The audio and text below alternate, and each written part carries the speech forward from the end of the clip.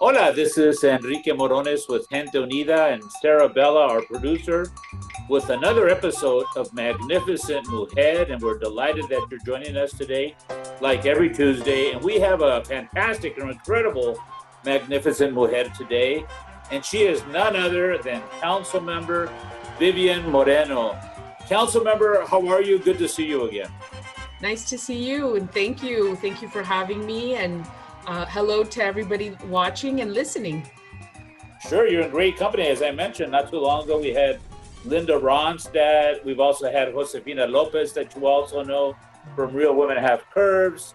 Nicole Ramos with Gente Unida, the asylum attorney. So we've had quite a few magnificent mujeres, and you're definitely one of them. And as usual, as I've done with you in the past and with others, I like the person to kind of introduce themselves.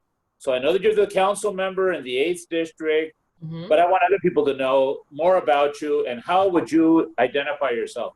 Who is Vivian Moreno? Tell us a little bit about your history. Well, first and foremost, I was born and raised in San Diego. My mom was born in LA, and at 10 years old, she's taken down to Ensenada. My father is from Ensenada as well. So I grew up in San Diego with a binational life, really. I mean, every weekend it was Ensenada, it was Mexico, first communions, baptismals, everything was really down there. But, school and life was here in San Diego. My father wouldn't allow us to speak English, I'm sorry.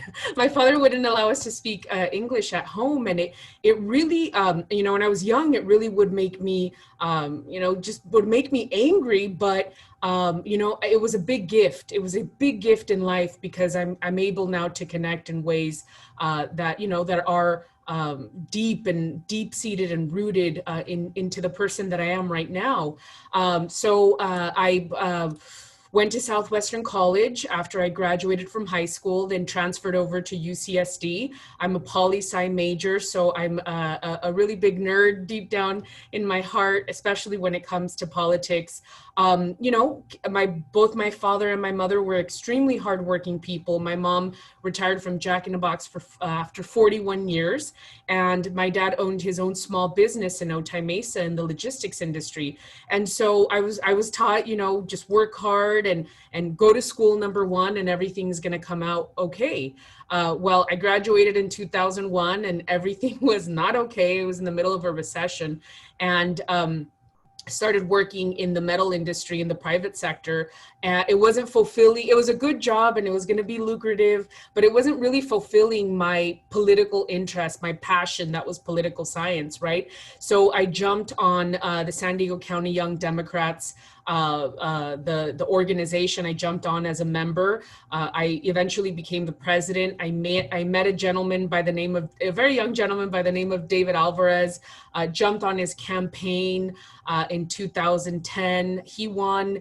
I became part of his core staff and really got to see a different side of politics, right?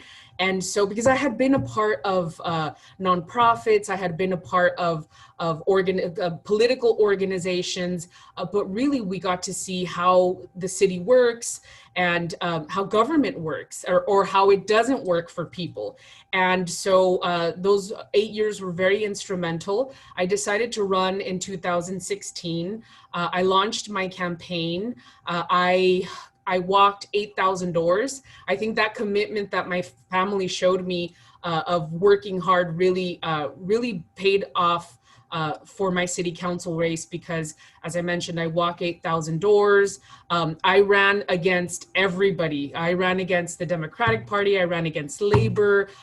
Most of the sitting elected officials did not support me in the race. So it really was me, David Alvarez, Mary Salas, Rafael Castellanos, Colin Parent, and us just walking and talking to the residents and letting them know, hey, I'm Vivian and I want to represent you. I know that we have a lot of work to do at City Hall, and thankfully, the residents responded. It was a very tight election, but I won, and here I am. Well, congratulations. And I'm trying to remember, city council is 4 years, so you'd be running again this year? No, not this year. I still have 2 more years after this year. Oh, you still have 2 more years. Yeah, I still have 2 And more years after this year. and then you're a poli-sci major. Were you thinking of becoming an attorney? You know, I was a poli-sci major with an emphasis in international relations. So I focused a lot in Latin America and I focused a lot in Mexico. I gravitated towards philosophy actually, and I never really thought about being a lawyer until later on in life. But I really saw myself as a foreign service officer, to be honest. I love to travel. I visited over 27 countries. I drive a 2007 Mazda i3 because I visited 27 countries, and I've really, I find it very enriching to go into another, country, another culture, and really just embrace yourself in that culture. So it's one of my passions as well. Well, I'm a big fan of yours and supporter of yours, so you can include me with that group with Rafael Castellanos and Thank you. and others that were out there working for you. But I don't see the connection. I'm an older guy. What does the 27 countries have to do with the Mazda? Well, I don't pay a car bill, and I haven't paid a 2007 Mazda. I haven't paid a car bill, and I can't tell you when the last time I paid a car bill. So that allows me. Oh, I That see. allows me to travel. Yes. I thought there was some sort of connection. I'm going, is this like a generational thing? No. Or, Well, no. Mazda traveling. No, that's great. That's fantastic. And you have done a fantastic job. And for those that are listening and watching, where is District 8? Because you're the council member for District 8. What area does that encompass? So District 8 encompasses the 94 to the 15 to Division Street that abuts National City to the working waterfront. So we have a very, very important working waterfront. NASCO is there, BAE, the Navy, and then we own parcels in the Bay because the city needs to be contiguous. And it basically is the Otay Valley Regional Park that abuts Chula Vista. We are right next to IB. And then we go over to a little street called Enrique Fermi in Otay Mesa, and we go all the way to the border. So I have the 3 ports of entry, which is Otay Mesa, the second most important cross-border commercial crossing of the nation. I have San Isidro port of entry, which is, as we know, the most cross-border of the whole entire world, and also CBX, which is the bridge connecting the airports. So that's quite a region, and you're right on the border with our dear friends from Mexico. As you know, I'm very proud of my Mexican heritage, as you are, and I'm glad your dad did that. In our case, I grew up in Golden Hill, and we always spoke Spanish at home. So when I would go outside and play, because I was always in sports and stuff, the neighbors would all speak English. But inside the house, you'd hear my mom yelling, "Enriquito!" And it was time for me to go back inside. So that's where the Spanish started, but outside it was English. But I'm glad that they, they've spoken English, and we know the Mexican traditions and love Mexico, Independence Day, and all of that. It's a very proud part of my life, and I know of your life. And speaking of Mexico, so what is it like being a council member right on the border? Do you actually have meetings across the border? And do people from Tijuana, the council members from there, come here? How does that work? Absolutely. And I think this is where, the experience of growing up speaking Spanish, being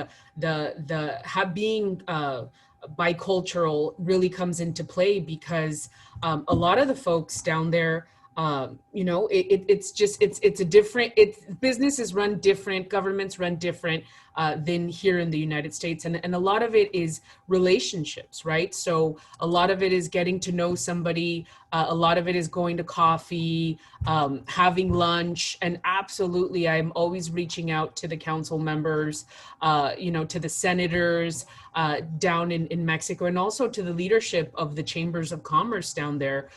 It's very important for us to continue dialoguing, especially when we're advocating for the 4th port of entry that we're fighting for, which is Otay Mesa 2. It's really and we're so interconnected, and a lot of us in the border know this, right? We're very fluid. We go back and forth. I just crossed the border last night, And it's really important to know the culture to be able to have a very strong relationship with the country. Absolutely. It's not only the language, but it's the culture, as you mentioned. One of the things that I'm advocating for is as you know, 6 times I was able to convince the Border Patrol to open up the door of hope at Friendship Park, and that contact between the families is so important. With this administration in Washington, we haven't been able to do it, but we fully plan to do that again, to open up that door and let children hug their parents and grandparents. But right now we can't be hugging even here. So Yeah. what is happening in District 8 with COVID? How is COVID being handled here in District 8? And what kind of advice can you give us? Well, obviously, and many of your viewers and listeners know that the communities that I represent have been affected by COVID-19 in a very disproportionate way, right? In San Diego, Latinos account for 60% of total COVID-19 infections and 45% of the deaths caused by the virus. Unemployment in communities like San Isidro and Logan Heights are still around 20%, which is much higher than other areas in San Diego. And that, a lot of it is many of the work that my community does is in the service industry, and they've been impacted the most. And so, what I've been doing is I want to make sure that not only the people are protected, but also their families are protected, right? That's very important for us to think about the fact that when COVID hits, it's not just about the person, but it's about the people that live in that same home. And the way that we are, right, we're very connected with our family members. So, you see your mom every day, you see your brothers and your cousins and your nieces and nephews. So COVID has hit us not only, COVID has hit us in a way that has really impacted our community, our sense of community. So as a council member, my capacity as a council member in the city, I have supported the rental relief program. But it's one thing to say, okay, I support it and I'm going to vote for it. What my staff and I did is we said, where can people find out about rental relief? Because we know there's a digital divide. We know the sources of information are different. So we actually went to the laundromats and we put up the flyer. I ended up putting my picture on the flyer just so, people can know this is real. This is something that I'm standing behind. So there was the rental relief program, the COVID paid sick leave policy that includes family members, the emergency recall and retention ordinance that just passed by the council is so important. So basically our service industry, the moment that a hotel opens up again, the people that have seniority there will be recalled first, as opposed to you've been there for 40 years, you're making top dollars. All right, let's get somebody new. Absolutely not. We want people to be able to go back into their work. And so, yeah, it's very imperative that, that we protect the people. For me, it's imperative that we protect the people that are infected with COVID, but also their family members. That was really a big thing for me. Absolutely. And of course, reminding everybody to wear their masks, to keep their distance. I see my mom 4 times a week. She's 94 years old, still lives in the same home I grew up in Golden Hill, and it's so important to maintain the distance, wear the mask, be a good example. And we're glad that our friends at the Mexican Consulate now have testing available there at the Mexican Consulate, and there are other sites available.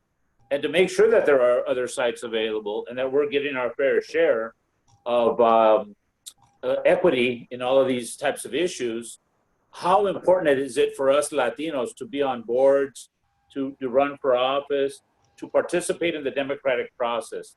Not only the vote, but also to be on boards and run for office.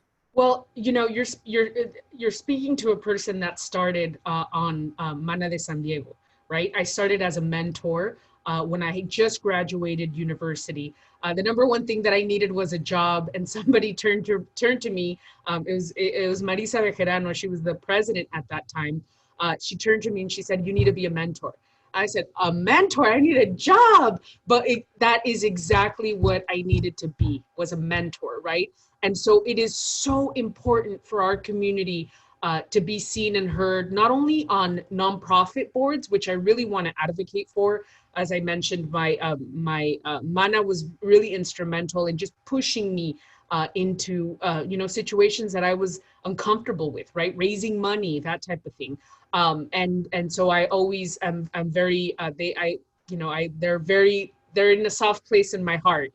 But also on boards here in the city of San Diego, and in political organizations as well. I find this to be, boards and commissions, I think they make the decisions about everything from, housing to how your tax dollars are spent.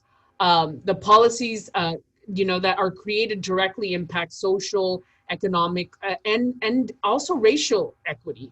But the vast majority of these boards, I have to tell you, as a Latina, I walk in and it's most of the time it's white, most of the time it's male, and most of the time it's economically advantaged, right? I think about the MTS previous chair many moons ago, and here is and I think about the MTS board right now and what it looks like. And it's so important to people, for people that look and that experience, right? Experience, for in that case, going into, riding a bus. We need people on MTS that ride buses. We need people on MTS that go on trolleys, because we can't be so disconnected from the people that we represent, right? And on so many of these boards, folks just don't look like the community at all.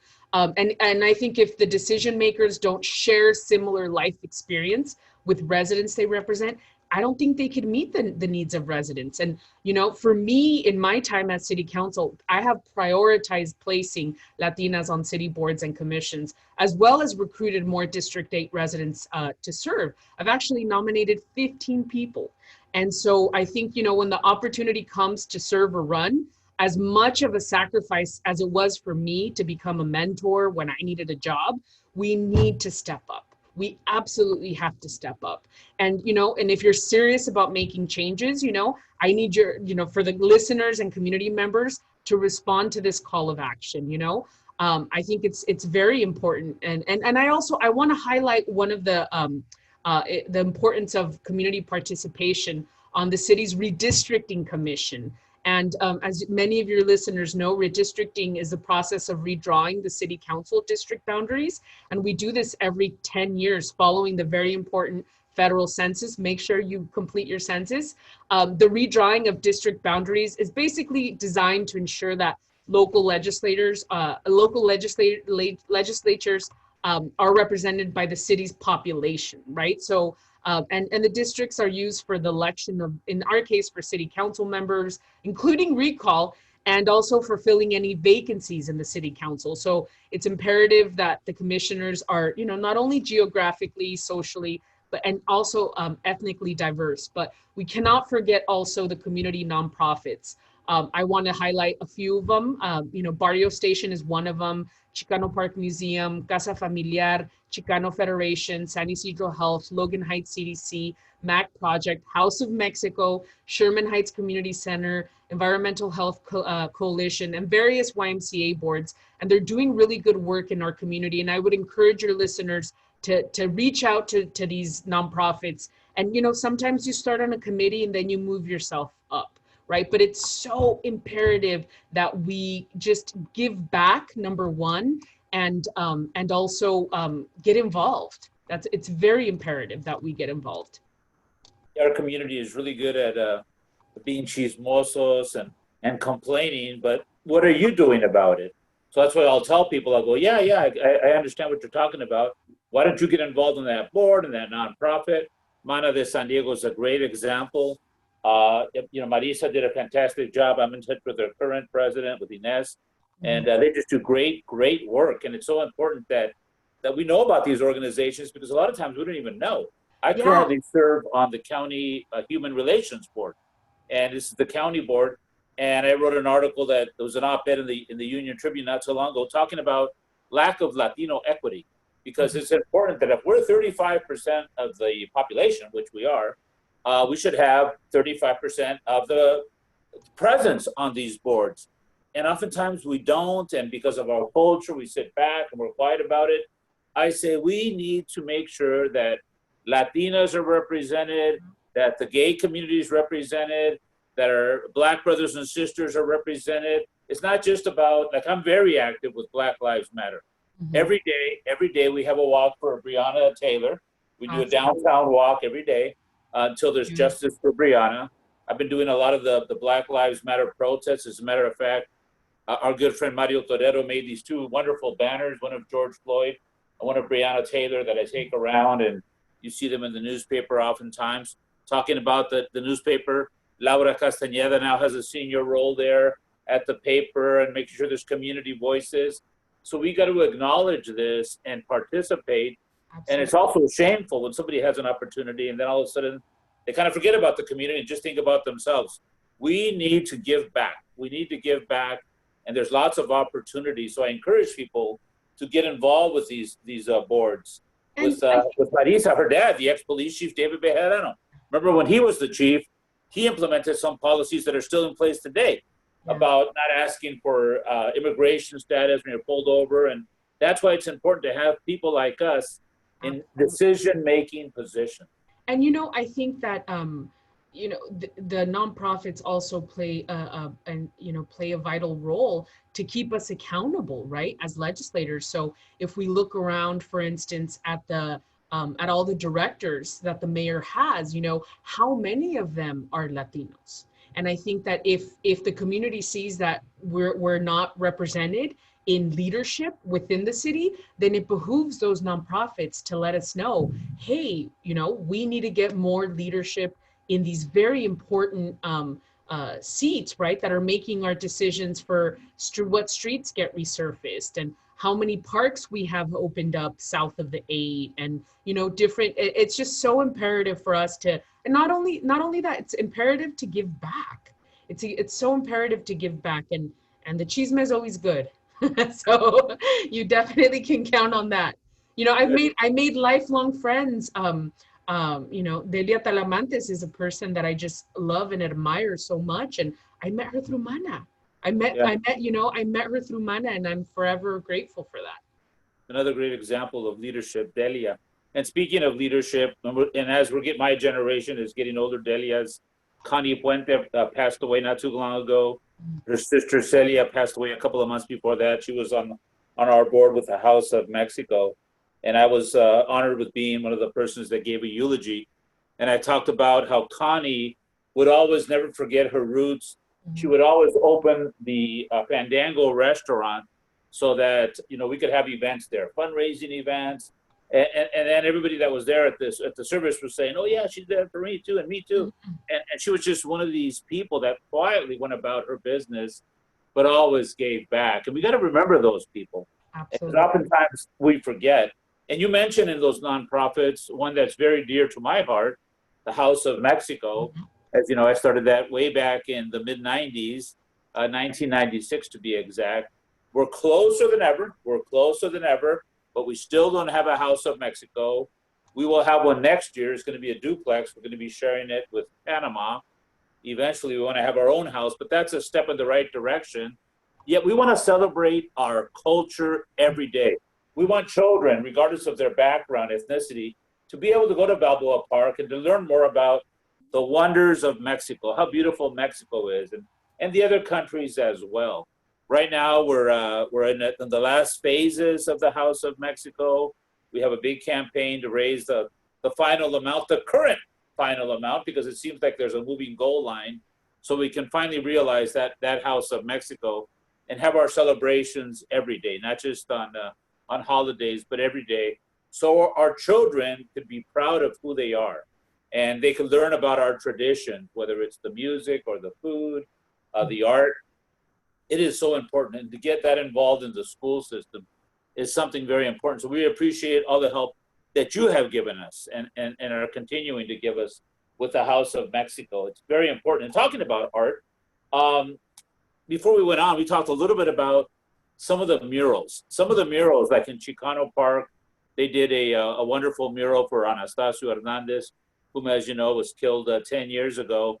And all the wonderful murals that we see in Chicano Park and other parts of the city, we've been refurbishing some of them.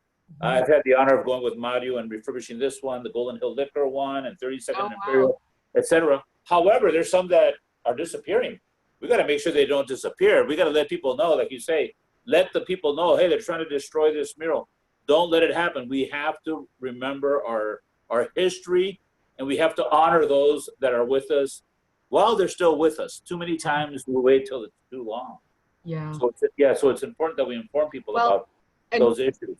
To go back to the topic of the House of Mexico, I think it's imperative, and we definitely need the House of Mexico, not only to celebrate and to honor the rich contributions and also to celebrate the history of the culture of Mexico, right? And to educate our youth about the fact that California was Mexico before, and how that, I learned at in my university how much what role that plays, right, within the immigration system, and also to highlight on the importance of art and the importance on preserving art, but also the importance of supporting art, right? When you're in the capacity to support, you definitely should. And I definitely have, I commissioned a piece by Mr. Villegas,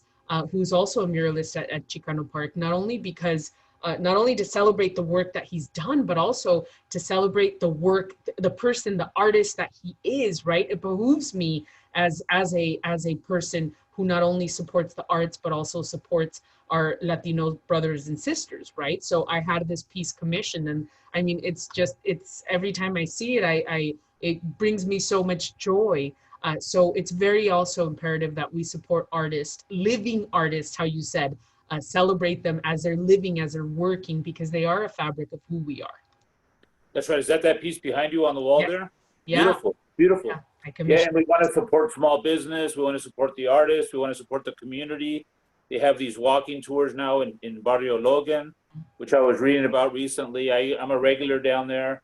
I go to some of the restaurants. I'm at Chicano Park, supporting the community. And then it's always wonderful to see the school children come through and then talk to the muralist or to talk to some of the history makers, to learn the history directly from the people. That's a very powerful lesson. Yeah. Speaking of our community, this year, without a doubt, we're going to have the most important election I would always say in our lifetimes. And Linda Ronstadt said, Enrique, I don't think it's the most important election in our lifetimes. I think it's the most important election in the history of the United States. That's what Linda Ronstadt said. And I go, you've got a point. This is the most important election. And there's so many people out there that because their candidate is not there, they say, well, I'm not going to vote. And I say, by not voting, you're actually voting for the other guy.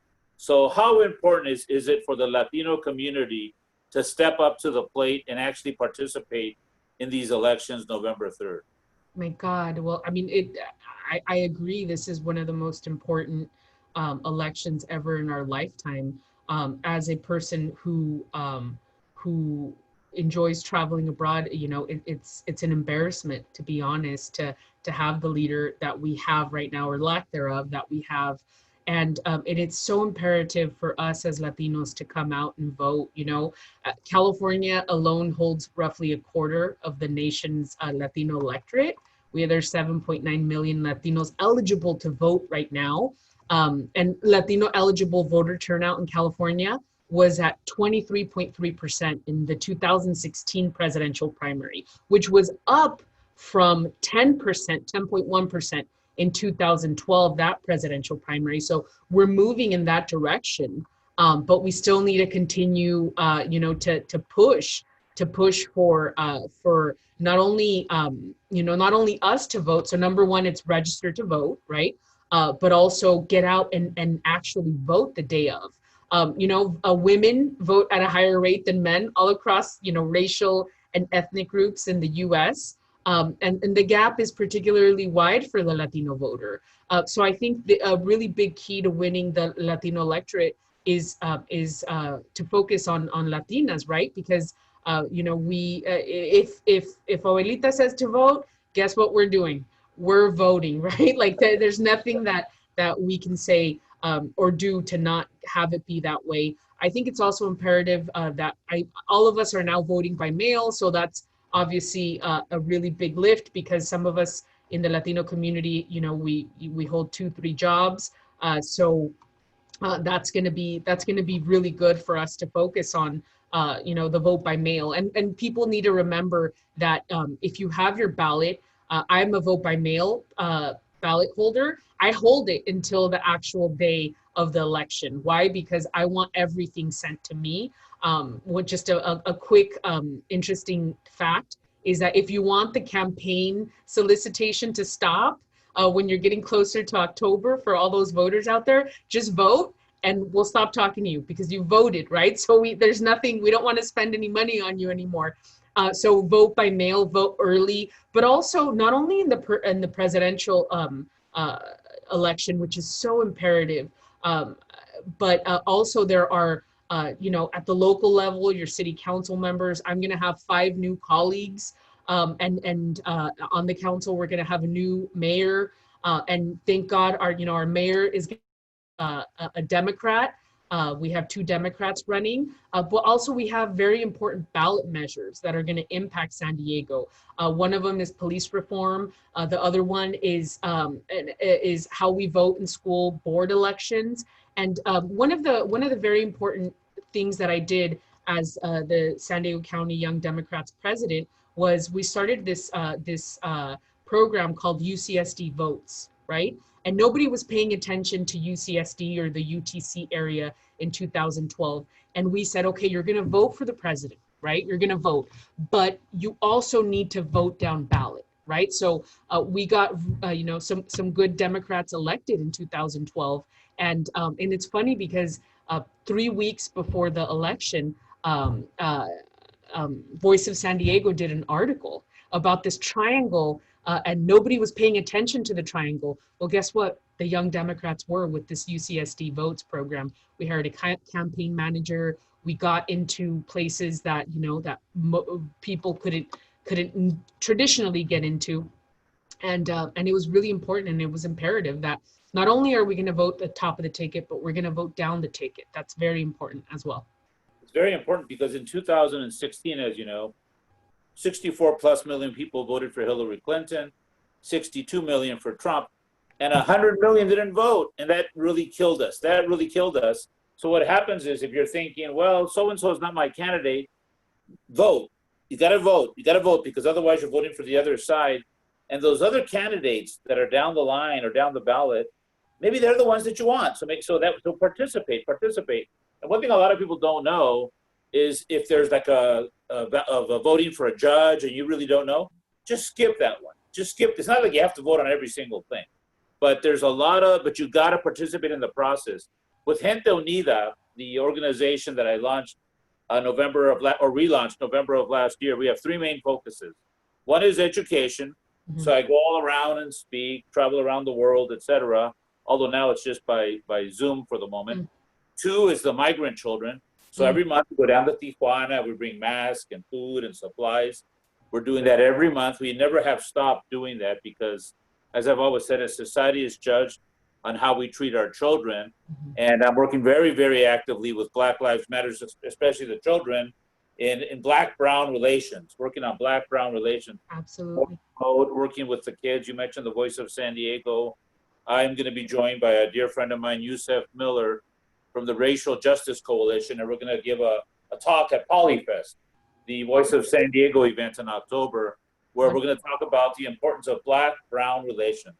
And the third thing that we're focused on is the vote. Getting out the vote. So that's something that we're very focused on, and we're voting like our lives depend on it, because our lives do depend on it. They really do depend on it, and it's really important for us to be able to do that. Vivian, are there any propositions or projects that you're working on right now that you'd like to share with us? Yeah, thank you for this opportunity, actually. A few of the projects that I'm working on, one is it's this 1952 policy that we have in the city of San Diego, where we don't do any work on these streets called unfunded streets, essentially. So a lot of the older parts of the city of San Diego, D8, D4, D9, have alleys and have streets that basically are dirt roads. And now we service them with trash pickup. We treat them like city streets, but yet they're still dirt roads, right? And you could imagine when it rains, the horrible effect it has on the people that live right next to it. So there's none of those in La Jolla. Well, and that's the key thing, right? That I'm saying that, we're America's finest city. Well, guess what? Not if you go, down to Citrus and Conifer, right? Not if you go into certain streets and alleys in our community. So I'm working to change that. I'm definitely working to change that policy, 1952 policy. Wow. Also, I'm staying really focused on our CDBG.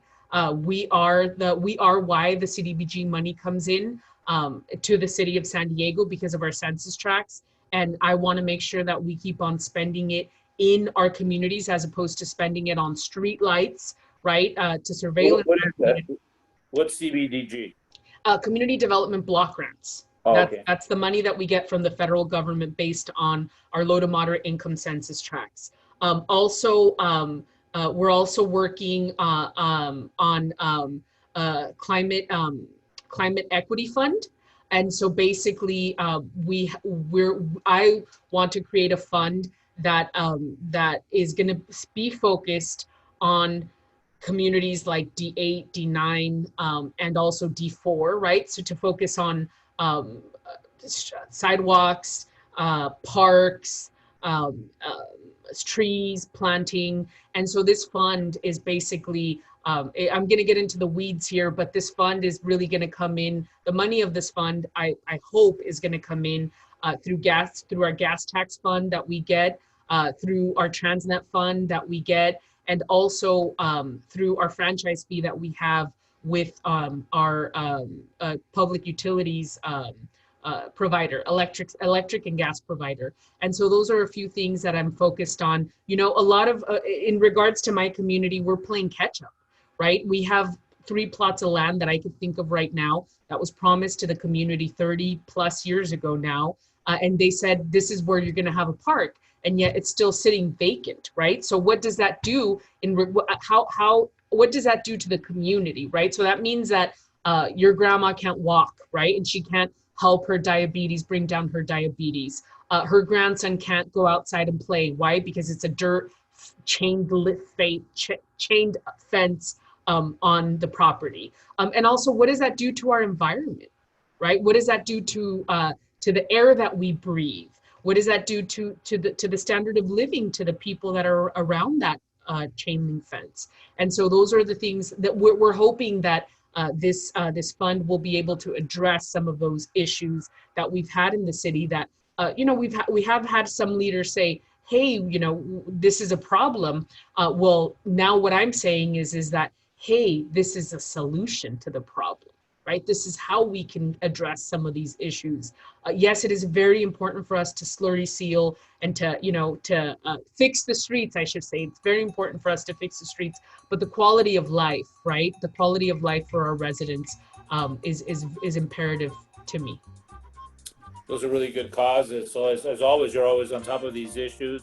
You're doing a great job. And one last question, a question I ask all my guests, including Linda Ronstadt.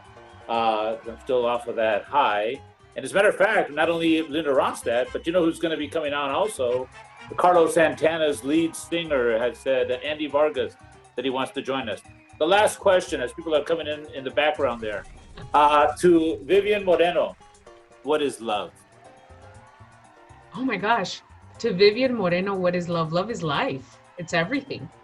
It is everything. It is, not only your significant other, but it's allowing a person while you're driving to, come in ahead of you and not getting, angry. Oh, you're But supposed to let them cut in front of you? I didn't know yes, that. you're supposed to say thank you. Oh, Come on in. I thought you Thank were you supposed for to hop. slowing me down. Yeah, love is everything. I mean, love is the answer to everything. So Well, you've done a great job. You've done a great job in your work, your career, your life, your love for the community.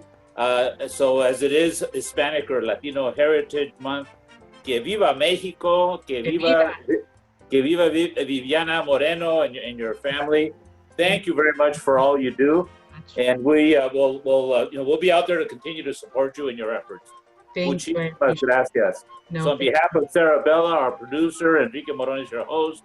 Make sure you tune in to Magnificent Mujer on all your regular channels, and of course on magnificentmujer.org.